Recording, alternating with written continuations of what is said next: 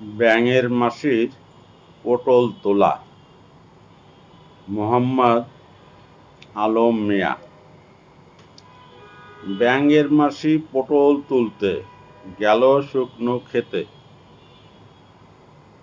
রাখাল দল দেখেই তারে ওঠে খেলায় মেতে।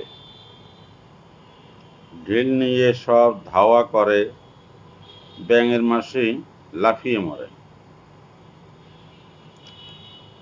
দুচাল্লা দিতেই মাসির অবশ হলো ঠ্যাং। মাসি ভাবে কুয়োয় পেলে মারত ওদের ল্যাং। ব্যাঙের মাসির বুদ্ধি কত, হঠাৎ সে মরার মতো করল অভিনয়। চার হাত পা ছড়িয়ে দিয়ে লম্বা একটা নিঃশ্বাস নিয়ে চুপটি করে রয়। রাখালরা কয়, মরে গেল, ফেলো ফেলো জলদি ফেলো, পচলে ভীষণ গন্ধ।